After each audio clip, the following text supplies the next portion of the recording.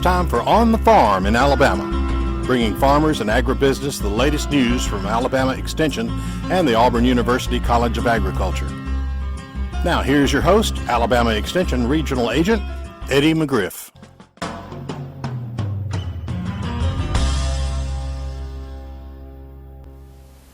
Good day. I would like to welcome everybody today to On the Farm in Alabama, and today as my guest I have Dr. Ron Smith. He is a cotton entomologist with Alabama Extension, and we're going to talk about a fun subject today, and it's something that's dear to my heart, and that is the use of mules on farm. Ron actually used them. I can remember in the early 60s, my grandfather, who farmed all his life with a mule and also picked cotton by hand, I can remember his mules, but he wasn't using them at the time. So it holds a place in my heart. And Ron, one thing, mules are a unique and interesting farm animal, and so important to the development of crops in the South. William Faulkner said one time that a mule will labor for you for 10 years faithfully for the opportunity to kick you one time. So I just want to know if that was true. Well, I don't remember any of the stories about the mules kicking, but I've got a lot of stories, and the ones you remember most about the times they ran away or something like that. But let me kind of go back and set the stage. We bought a family farm over in Lawrence County, Alabama, about 1941, or my dad did. And of course, along with the farm came all the plows that the previous owner had, and the two mules. So you right in business right away. But those small family farms in the hill parts of Alabama were just covered with small family farms. They would have 5 to 15 acres of cotton, just probably about whatever one family and a few neighbors could help pick. But they were hilly farms, so they had to have terraces, so they didn't really fit big mechanization like we got into in later years. But with the terraces, it was rolling, and you had to do that to hold down erosion. But the terraces were distant. As they laid them out at different distances from the previous terrace based on the slope of the land.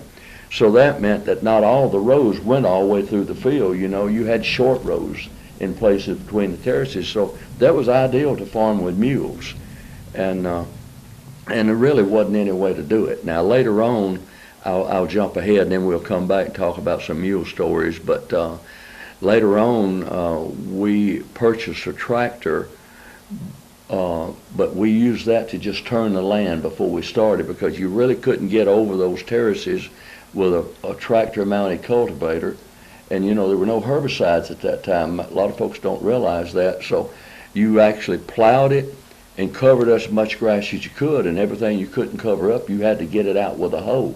And that means going up and down every row 2 or 3 times in the early part of the season, scraping every part of the land, the soil that wasn't tilled by the equipment. And but we had early on we had 2 old mules. I say old, I'm not sure how old they were, but Bill and Henry. And they would old Bill would run away with you every once in a while, and so that's the things I remember. One day my dad was plowing, and the other thing, you normally had the plow lines, you had to have 2 hands on the plow, so the plow lines would fit over one shoulder and under the other arm, is the way most people would plow. Well, old Bill ran away, and it was probably in the spring time, early cultivation or something, but anyway, my dad got out of those lines all except one arm. So they drug him 200 or 300 yards across the field, just pulling one arm. And he favored that arm for months after then. Another time I remember those particular 2 ran away. They were hitched to a wagon. They were near the barn, and when they ran away, we had a shed, a pole shed, kind of attached to one side of the barn. Well, one of the mules went on one side of the poles, and the other one went on the other side. So they just cleaned out about 2 or 3 poles, and the shed was falling in at that time before the weight of the shed stopped the wagon. So that's another one I remember. One of my favorite ones though is later on we traded for two big red mares, and I'm not sure why we traded, but anyway, they were real spooky too. And my granddad and I were pulling corn in a small cornfield. It was on a gravel road just off of Alabama Highway 33 out north of Moulton. And something spooked the horses. And they took off running with the wagon. And when they got at the end of the cornfield, they doubled back on the gravel road going toward the house, the barn and the family farm. And when they hit the highway, they made a 90-degree turn, and they was going so fast that one of the mules slipped with his feet on the asphalt and slid and fell in under all the harnesses and everything like that. So I got up there before my granddad, since he couldn't walk very fast. I got up there before he did and saw that mule laying down under all that gear and everything like that. Traffic was blocked both ways on Alabama Highway, and traffic wasn't as bad then as now. But anyway, we had traffic blocked. I was so embarrassed. I didn't know what to do. Finally, my granddad got up there, and he just patiently started unhitching all the lines and everything, got the mule up, hitched him back up, and we took the wagon on to the house that day. Well, I guess I've heard a lot of funny stories with mules over the years, but they're such a unique animal, and they're so tied in with our history of farming. What do they mean to your farm? Well, that was the only way you did everything with them. You plowed your garden with them, of course, but you maintain your terraces with them with a slip scoop, or you dug little small ponds for watering hole for the dairy cows with the slip scoops. So the only thing I remember us doing in the early years with a tractor is we had a neighbor a mile or two away that had one of the little putt-putt John Deeres. And when the boll weevils got too heavy in the blooms, we would have him to come and put out some BHC toxaphene dust and knock the weevils back. But we used him when we had to, but I just don't remember him coming that often. So that's the only tractor we had on the farm until later on when we purchased a tractor, and we turned the land, as I said earlier, but we still plowed with a rolling cultivator. And I don't know if you know that or not, but I remember one year, and I was doing all the plowing. We were somewhere in the 50s now, and I was doing most of the plowing, or all the plowing, and we had enough acres. If I plowed real long and hard and pushed them, I could finish in 4 days. That means I could get Friday off, because on Monday you started back over again. You got to stay ahead of the grass, you know. So I noticed that by pushing them 4 straight days, that they were just getting slower and slower. And actually I realized that I was out walking the mules, and my stamina of walking behind them was better than they were, and so we had to quit doing that. But another little story is we always took them out from attached to the whatever we was cultivating or used them for.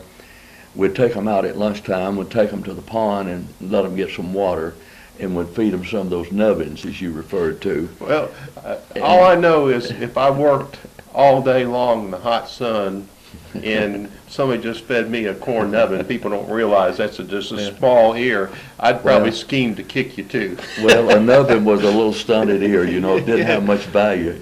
But we only fed them that now at lunchtime. That was a light meal at lunch. But anyway, after I went away to college, we were still farming some, and my brother's job, my younger brother, his job was to take them and water them at lunch and give them some nubbins. And there was a set number. I think it was 6 little nubbins per thing, but he felt so sorry for the mules that he would sneak them 2 extra nubbins each in there, so they got 8 nubbins then. Oh, let me see if I can think of any other. Oh yeah, one of the things that I was remembering, I don't know if this may be on a different pair of mules we had, but one of them was a little bit lazier than the other one, so you really never could get one of them to pull his share of the rolling cultivator when it was two pulling the cultivator. But you'd have to tap one of them every once in a while to make him pull a little harder. And the other thing about that particular pair of mules is our cotton was grown in a field adjacent to the barn, and the rows were running to and away from the barn. Going away from the barn, you really couldn't get them to hardly walk. They were just really prodding along, didn't want to move at all. When they turned around on the other end coming toward the barn, they thought every row was the last row. So they went in high gear, you couldn't hardly keep up with them. And that was that way on every row in the field, because you went up and down every row with a rolling cultivator. You had two side horse scratchers or two sweeps on there, and you could move you were moving those in and out as you needed to get the grass. And so that was when you went over the terrace, you could do a better job then. But so your hands were busy, and you're hoping that they would move along at a steady pace, but they didn't always do that. Well, getting back, it's funny when you mentioned that the terrace, you always had short rows. When I was growing up, we'd hoe or pick vegetables. We always started on the long rows in the morning, and when we got to the short rows, we knew we were about finished. So I guess that's where that saying is, we're in the short rows now, boys. Well, back then, though, we had short rows between each terrace to kind of fill in after you made all the long rows. So, but still, I've heard that expression. That was good. Let me see if I can think of anything. You got a picture over here. Yeah, I was going to show. This is, back then we didn't make pictures of working because that wasn't pleasant. But this is the one picture we have of my dad plowing some corn behind the farm. It would be in the late 1940s, early 1950s. I would guess late 1940s. And at that time, my job was just to take them water to drink, ice water in a quart jar or something like that. But that's the only picture we have of us working in the field. Yeah, I can always remember that. Ice cold well water from a mason jar. You couldn't beat that in a hot day. Yeah, and you kept it sitting under a shade if you could find one, for the next drink, because we didn't carry it out there every hour. You'd keep it for a while. Well, Ron, we're going to save this video for posterity because people need to know what it was like to plow with mules and not have mechanical tractors and implements to do all our work. It's just a different world, and I can remember a few more tales, but I think that'll hold us for today if it's okay, and we'll save some if we ever do another mule story. All right. I want to thank Ron for being with us today on the farm, and everybody for tuning in.